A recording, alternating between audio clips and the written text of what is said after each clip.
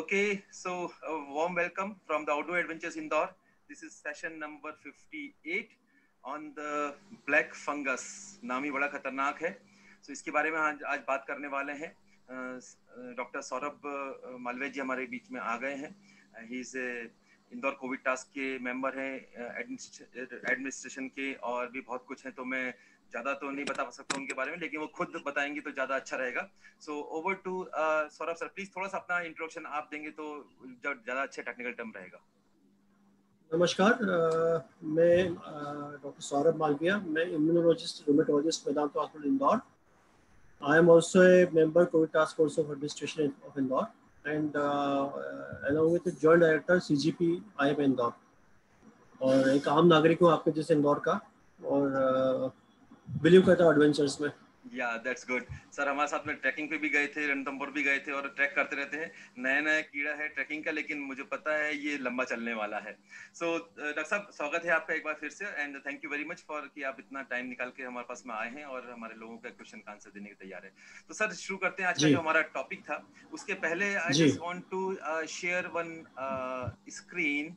मैं सभी के साथ में एक स्क्रीन शेयर करना चाहता हूँ. दिस इज अ डिस्क्लेमर है कि यहाँ पर जो भी हम बात करने वाले हैं वो आज तक के ज्ञान के आधार पर है. इसमें अपडेशन होता रहता है. सो प्लीज अपने विवेक से निर्णय लें, और अपने जो भी काम करना है अपने डॉक्टर से बात करके उसको आगे फॉरवर्ड करें.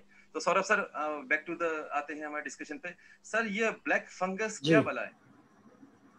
देखिए, ये एक आम फंगस है जो आपने देखा होगा. ब्रेड अगर 3 दिन तक बाहर रह जाए तो इसमें काली फंगस आ जाती है. वो वही फंगस है. वैम्प एरिया में, डंप एरिया में जो काली फंगस आती है वो यही है. जमीन पे ज़्यादा रहती है, स्वाम एरिया पे ज़्यादा रहती है, गीली लकड़ी होती है उस पर ज़्यादा रहती है. और इवन टूथब्रश जो 7 दिन तक बाहर रह जाए तो उसके ऊपर काली फंगस आ जाती है. वही फंगस है. इसका नाम म्यूकर है, और जो बीमारी करती है उसका नाम म्यूकर माइकोसिस है.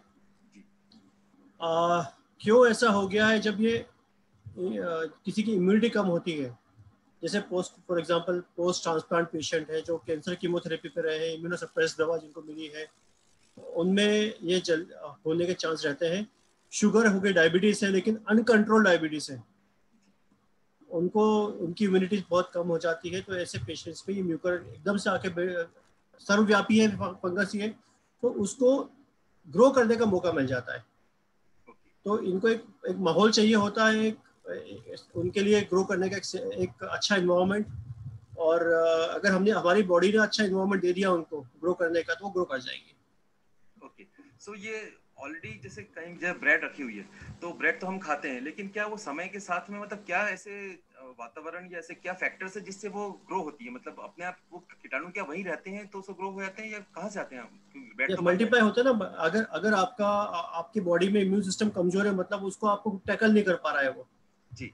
ये क्योंकि सर्वव्यापी है, तब तो कुछ अपने इम्यून सिस्टम स्ट्रांग है, तो या शुगर नहीं है, तो हमारी बॉडी पर डिफेंस पावर स्ट्रांग है, तो किसी भी कीटाणु को इस तरह की ग्रो नहीं करने देता है हमारी बॉडी.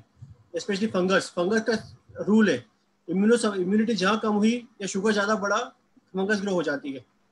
सो अगर बॉडी का डिफेंस पावर स्ट्रांग है तो ये फंगस ग्रो नहीं करेगा, और आपका बॉडी डिफेंस सिस्टम आपको पहले ही हटा देगा. तो उसका एक हेल्दी उसके हिसाब से उसका एक माहौल नहीं मिलेगा ग्रो करने का, इन्वायरमेंट.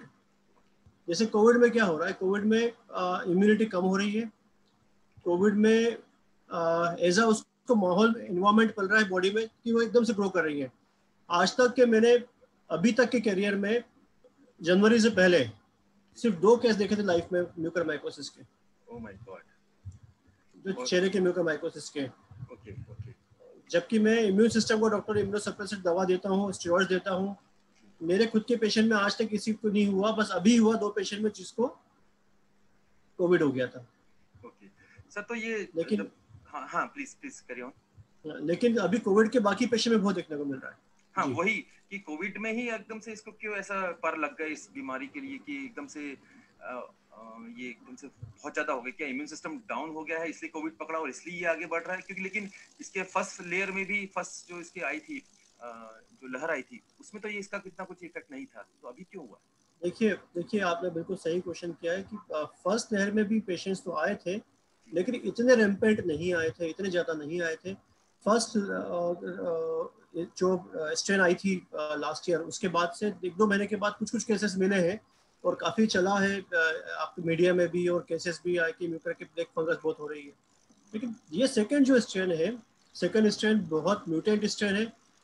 इसका इसका स्ट्रक्चर चेंज हो गया है, स्पाइक प्रोटीन चेंज हो गया है, तो ये ज़्यादा पेनिट्रेट कर रही है बॉडी में, ज़्यादा इन्फेक्टिव है, आप लोगों को सर्वव्यापी है, देखा ही आप लोगों ने, और ज़्यादा इम्यून सिस्टम पे अटैक कर रही है। ये टी सेल्स की जो बॉडी का स्ट्रॉन्ग टी सेल होता है इम्यून सिस्टम के लिए, इम्यूनिटी के लिए, वो टी सेल्स को सप्रेस कर रही है, तो ये बॉडी में इम्यून सिस्टम डाउन हो रहा है।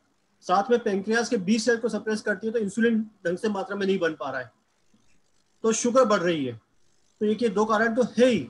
साथ में कोविड के पेशेंट्स में फेरेटिन बहुत हाई लेवल होता है जिनमें, तो फेरेटिन बढ़ना, एक फेरेटिन एक आयरन स्टोर का एक मार्कर है बॉडी का। तो फेरेटिन हाई होता है तो टिश्यू आयरन बाहर निकल आते हैं, और फ्री रेडिकल आयरन फ्री निकल आता है और फ्री रेडिकल जनरेट करता है। फ्री रेडिकल्स बनेगा मतलब तो बॉडी को टिश्यूज डैमेज होंगे, तो टिश्यू जल्दी डैमेज होंगे, और ये आयरन के ऊपर जल्दी ग्रो करती है फंगस। ये आयरन के ऊपर बहुत जल्दी ग्रो करती है, एक ये भी है। और दूसरा चीज शुगर्स, डायबिटीज जिसकी बढ़ गई है अनकंट्रोल। कोविड में स्टेरॉइड जो दिया जाता है, इम्यूनोसप्रेसेंट दिया जाता है, तो इस स्टेरॉइड से कारण जल्दी हो रही है। तो ये मल्टीफैक्टोरियल है। लेकिन ऐसे भी पेशेंट है 10% जिनको कोई कोविड स्टेरॉइड नहीं मिला, कोई इम्यूनोसप्रेशन नहीं मिला, कोई डायबिटीज नहीं थी, लेकिन फिर भी ये म्यूकर लेके प्रेजेंट हुए पेशेंट। अभी लगभग इंदौर में अराउंड 300 से ज्यादा पेशेंट है म्यूकर के। इतने ज्यादा? सौरभ, ऐसे हाँ जी। Yeah, hi Saurabh. Sonu this side. I have one question. ये जैसे ब्लैक फंगस कोई पेशेंट रिकवर हो चुका है, उसको 2-3 हफ्ते हो चुके हैं, अभी कोई बुखार नहीं है, लेकिन जैसे वीकनेस है, और जैसा अभी आपने बोला कि शुगर उसका हाई आ रहा है, तो ये ब्लैक फंगस रिकवरी के कितने दिन बाद तक उसके चांसेस रहते हैं कि उसको हो सकता है, और उसको क्या प्रिकॉशन ले वो आफ्टर रिकवरी, की नहीं हुआ है तो वो ना हो? मेरे ख्याल से राकेश भैया क्वेश्चन बाद में करने वाले सीक्वेंस वाइज। मैं Okay, बताता हूँ, मैं जी बताता हूँ। क्वेश्चंस को चैट बॉक्स में डालेंगे तो ज्यादा अच्छा रहेगा, सीक्वेंस में आ जाएंगे जी। नहीं, आपने अभी जो बताया ना, ये सेम केस मैं बताता हूँ, है ना। अगर फंगस को अपन पहले बात कर रहे थे कि कोविड में क्यों हो रहा है ये, तो कोविड के कारण ये है, एक तो uncontrol sugar, steroids use, high ferritin, acidosis हो जाती है कोविड में, एसिडिक इन्वायरमेंट बॉडी में होता है, जब ये होता है बीमारी तो डायबिटिक कीटोसिडोसिस, कीटोस बढ़ जाते हैं। ये सारे चीजें कोविड के लिए बहुत अच्छा, ये सॉरी फंगस के लिए बहुत अच्छा है, ग्रो करने के लिए होते हैं। साथ में एक और बड़ा चीज है जो आपको भी देखा होगा सब लोगों ने, कि अगर कोई कोविड पेशेंट भर्ती रहता है अस्पताल में, तो ना पेशेंट खुद अपनी केयर करता है, ना प्रॉपर उसकी केयर मिल पाती है। उसके हाइजीन्स पे, उसके ओरल कैविटी पे ना ब्रश होती है सुबह शाम, ना गरारे होते हैं ढंग से, ना स्टीम प्रॉपर होती है, ना नेजल क्लीनिंग होती है, सलाइन नेजल क्लीनिंग भी नहीं होती है। और यही पेशेंट अगर ठीक होकर घर वापस जा रहे हैं, तो मोस्ट ऑफ द टाइम नया ब्रश यूज नहीं करते, पुराना ही ब्रश यूज करते हैं जो घर में पड़ा हुआ है, उस पर फंगस तब तक ग्रो हो चुकी होती है। सो ये मल्टीपल फैक्टोरियल्स हैं जो करती है। साथ में ये जो चल रहा है कि ऑक्सीजन कैनुला या ह्यूमिडिफायर उससे हो रही है, क्यों सालों तक तो ऐसा सबको यूज करते थे, सालों तक तो यूज ऐसा कुछ हुआ नहीं है, अभी क्यों हो रहा है? पर फिर भी चलो मान लेते हैं, ये भी ब्लेम इस पे भी हो गया, तो इसको क्लीन कर रहे हैं, इसको क्लीन करना चाहिए। तो ये सारे मल्टीपल फैक्टोरियल्स हैं जिससे कि म्यूकर ग्रो हो रहा है, फंगल ग्रो हो रहा है, और ये कोविड में ज्यादा हो रहा है। सोनू भैया का आंसर देते हैं अगर, तो इसमें ऐसा देखा गया है कि कोविड होने के 6 दिन के अंदर अंदर भी म्यूकर हुआ है, या 2-3 हफ्ते बाद भी हुआ है म्यूकर, इवन 1-1.5 महीने बाद भी पेशेंट को म्यूकर लेके आए हैं। उसके पीछे बहुत सारे रीजंस हैं। मैंने अभी बताया था आपको कि 10% पेशेंट ऐसे हैं जिनको कोविड बाद में डायग्नोज हुआ म्यूकर होने के बाद। आई वाले के पास गया, आंख वालों ने देखा कि सिम्टम्स आए हैं आंख के म्यूकर जैसे, नाक कान गले वाले के पास आए, सिम्टम आए, तो उन्होंने फिर कोविड टेस्ट कराया तो पॉजिटिव निकला, या तो एंटीबॉडी कराई कोविड की तो पॉजिटिव निकली कि कोविड हुआ होगा 2-3 हफ्ते पहले इनको। तो कोविड एक अच्छा माहौल दे रहा है म्यूकर को पनपने के लिए। और म्यूकर एक ऐसी बीमारी है, जैसे दीमक लकड़ी को खा जाती है, वैसे अपनी बॉडी में ये पूरा जहाँ ग्रो हुआ साइनस के पीछे अच्छा माहौल मिलता है इसको, ग्रो शुरू हो जाता है, वो पूरा एंक्रोच करता है हड्डी में, पूरा आंख तक, ब्रेन तक पहुंच जाता है। ओके सर, अगर लेमैन के हिसाब से बात करूँ तो वो अगर हम कोई जैसे ब्रेड है या कुछ भी चीजें हमारे नाक या मुंह से ही अंदर जा रही है ये फंगस, जी जी, तो ये ऊपर ही क्यों बढ़ती, मतलब ये शरीर के बाकी नीचे वाले हिस्से में क्यों नहीं, नहीं सबके नहीं नाक नहीं, और नहीं आंख में आपका ही? आपका आपका आपका सही क्वेश्चन है, लेकिन ये तो अपन जो आपने सुनने में आया अभी, राइनो सेरिब्रल म्यूकरमाइकोसिस, मतलब राइनो मतलब नोज, राइनो सेरिब्रल में ब्रेन, साथ में राइनो ओक्यूलो सेरिब्रल का मतलब ओक्यूलो मतलब आंख, ये मोस्ट कॉमन प्रेजेंटेशन है फंगस का। लेकिन क्यूटेनियस म्यूकरमाइकोसिस भी चमड़ी वाली भी है, पल्मोनरी म्यूकरमाइकोसिस भी ब्रेन लंग्स वाली भी है, और जीआई गैस्ट्रो म्यूकरमाइकोसिस आंतों में भी है। ऐसे केसेस भी अभी आए हैं जिसमें आंतों में ग्रो हुआ है, आंतें सड़ गई है, आंतें निकालनी पड़ी ऑपरेशन करके। और साथ में जो हमने पहले देखी है वो फंगस हमने देखी है रीनल म्यूकरमाइकोसिस, किडनी में, किडनी निकालनी पड़ती है, फिर लंग्स में हो गए तो लंग्स का एक हिस्सा निकालना पड़ता है। क्योंकि मीडिया में आजकल सिर्फ आंखों के बारे में ज्यादा बताते, तो हमें लगता है कि सिर्फ आंखों में ही सब कॉमन, कुछ ये हो रहा है। कॉमन आंखों का है, कॉमन इसलिए सबसे most common rhino cerebral mucormycosis है, इसलिए ये है। और मैंने बताया कि आम आदमी, आपके अभी इस वक्त आप है, हमें या कोई भी जिसकी इम्यूनिटी अच्छी है उनको ये नहीं होगा, क्योंकि वो इम्यूनिटी स्ट्रांग है, बॉडी टैकल कर लेगी, उनको फंगस ग्रो करने का मौका ही नहीं मिलेगा उनको। मल्टीप्लाई करती कोई भी कीटाणु आता है, ग्रो करता है, मल्टीप्लिकेशन होना चाहिए उसका, अपना डिफेंस सिस्टम थ्रो कर देगा, अपनी क्लीनिंग सिस्टम थ्रो कर देंगे हम लोग उनको। सर विक्रांत जी का एक क्वेश्चन है, till how many days there is possibility that person can infect with the disease after corona recovery?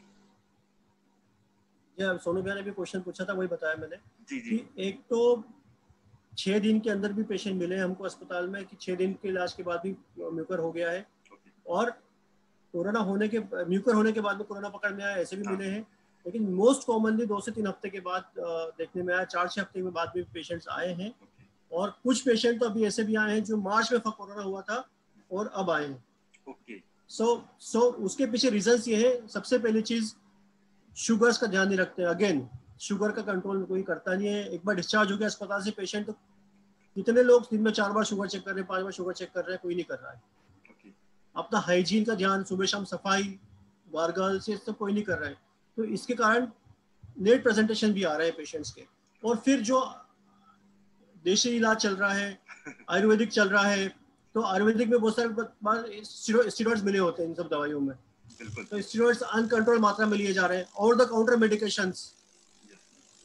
और अभी जो फंगस के केसेस आए दो, एक तो झाबुआ और शायद बड़वानी, इस हिस्से से बहुत ज्यादा आए हैं। झाबुआ, अलीराजपुर, बड़वानी, इस हिस्से ज्यादा आए, तो वहाँ पे वही कॉकटेल रेजिमेंट चल रही होगी अनकंट्रोल्ड। तो कोई इसी रीजन से पेशेंट ज्यादा आ रहे हैं बाद में। और अभी ये जो डिस्कशन का पर्पस ये है कि कैसे भी करके कहीं किसी भी प्लेटफॉर्म में जाके ये हमको मैसेज जाए कि ये प्रिवेंशन कर सकते हैं हम, तो ये मेथड अपना लें। सो टाइमिंग्स फिक्स नहीं है, जनरली 2-3 हफ्ते के बाद, पहले भी हो सकता है, बाद में डिपेंड करता है किसकी इम्यूनिटी कितनी कम हुई है और शुगर्स किसके अनकंट्रोल्ड है और स्टेरॉइड कितने हाई डोज कितने लंबे समय तक खाया है। सर स्टेरॉइड की बात निकली तो मैं इससे एक जस्ट जानना चाहता हूँ कि स्टेरॉइड काम क्या करता है, क्योंकि काफी सारी बीमारियों में स्टेरॉइड को दिया जाता है, स्टार्टिंग कहते हैं स्टेरॉइड लेने चलो, तो एसओएस है वो काम क्या करता है बॉडी में जाके? देखिए, इससे अच्छी दवा आज तक नहीं बनी है। जिसने स्टेरॉइड का बनाया था 1952 में, उनको 3 साइंटिस्ट को नोबेल प्राइज मिला था। और तब बहुत यूज हुआ, फिर उसका मिसयूज हुआ तो उसके बहुत बुराइयां मिली उनको। और मैं इम्यूनोलॉजिस्ट हूँ, मैं स्टेरॉइड बहुत यूज करता हूँ अपनी बीमारियों में, तो मुझे पता है इसके बारे में। जुडिशियस यूज होना चाहिए। तो ये इन्फ्लेमेशन बहुत अच्छी तेजी से कम कर रहा है। कोविड में क्या हो रहा है, कोविड में शुरू में वायरिमिया फेज होता है 4-5 दिन तक, और 5-6 दिन के बाद इन्फ्लेमेटरी फेज चालू होता है, इन्फ्लेमेशन का फेज चालू होता है। तो कोविड में जो निमोनिया आ रहा है, वायरस का निमोनिया नहीं है, क्योंकि वायरस भरे पड़े हैं उसके अंदर, उसमें इन्फ्लेमेशन के सेल्स होते हैं, थ्रोम्बोसिस और इन्फ्लेमेशन, क्लॉटिंग हो रही है और इन्फ्लेमेशन हो रहा है। तो ये स्टेरॉइड जो है इन्फ्लेमेशन कम करता है और इससे best anti inflammatory agent of the world. But problem is that कि इससे इम्यूनिटी कम भी होती है, बॉडी सप्रेस होती है, शुगर्स बढ़ती है। तो ये इसलिए इसको एक बैड नेम मिला है। और मिसयूज करना मतलब जहर बन गया, यूज करना मतलब अमृत बन गया, इस तरह से। तो जुडिशियस यूज करना होता है स्टेरॉइड का, और इसलिए इसको बैठने मिला क्योंकि मिसयूज करते हैं लोग। तो क्या ये किसी भी बीमारी में मतलब ऐसे देखा नहीं, जाए तो नो, शरीर को नॉट स्ट्रांग एट ऑल, करने में नॉट एट ऑल, नहीं? Not at all, not at all. Okay, judicious use बोला है मैंने आपको, स्टेरॉइड का ओके। यूज जुडिशियस होना चाहिए। इसका मतलब थोड़ा समझाइए जुडिशियस का। मतलब ना कम, ना ज्यादा, ना balance. Extra, okay, balance way में, स्पेशलिस्ट जिसको यूज करना आता है ओके, वही यूज करे स्टेरॉइड, जिसको स्टेरॉइड के बारे में पूरा पता है कि हाँ स्टेरॉइड्स का काम क्या है, ओके, कि कब तक देना है, कितनी मात्रा में देना है। ओवर द काउंटर लोग ले लेते हैं, वो नहीं करना है। काफी लोग इंजेक्शन लगवा लेते हैं मनसे डेक्सोना का, वो नहीं करना है। सो ऐसी बहुत सारी बीमारियां जहाँ इन्फ्लेमेशन होती है, बीमारी जैसे आर्थराइटिस में, हमारी ऑटोइम्यून डिजीज में होती है इन्फ्लेमेशन, और ऐसी बहुत सारी बीमारियां जिसमें इन्फ्लेमेशन होता है, उसमें स्टेरॉइड यूज किया जाता है।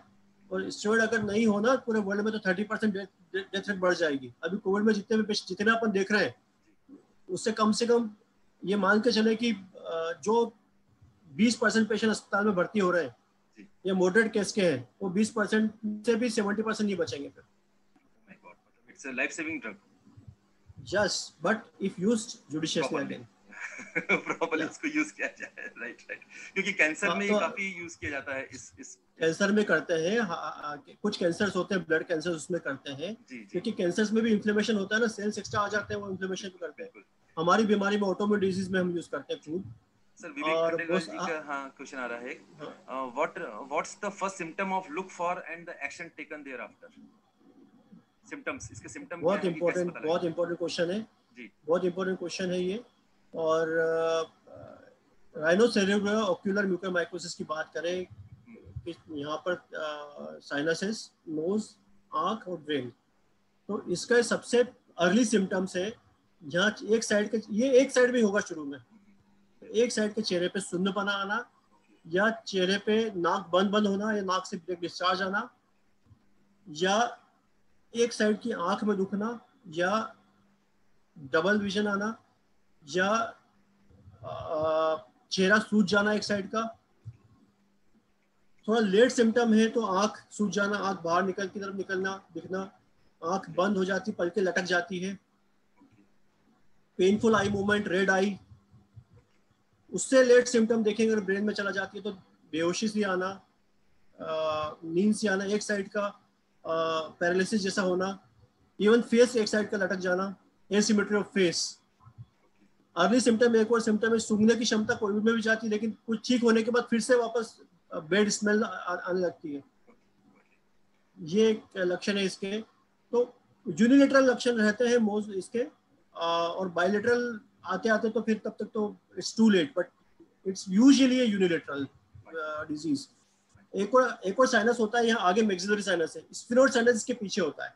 अगर स्फीनोइड साइनस के पीछे वाले साइनस फंगस आते हैं तो रेट्रोऑर्बिटल हेडेक, यूनिलेटरल हेडेक, एक बहुत इंपॉर्टेंट सिम्टम है इसका, अर्ली सिम्टम है फिर। तो एक साइड का हेडेक होना, एक साइड चेहरे में सुन्नपना आना, नाक बंद होना, नाक से ब्लैक पदार्थ आना, एक साइड की आंख में दर्द होना, एक साइड के दांत में दर्द होना, ठीक होने में अचानक से दांत में दर्द हुआ, या दांत से पस जैसा नीचे निकल रहा है, काला पदार्थ निकल रहा है, ये सारे इसके अर्ली लक्षण है। लेट लक्षण मैंने बताया, आंख फूल जाना, चेहरा फूल जाना, सिप जाना, ब्रेन तक पहुंच जाएगी तो फिर तो बहुत मुश्किल काम होता है। थैंक यू डॉक्टर साहब। ये इसके लक्षण है इसके। पार्ट 1 यहीं पे एंड करते हैं, and then we will come back in the part 2।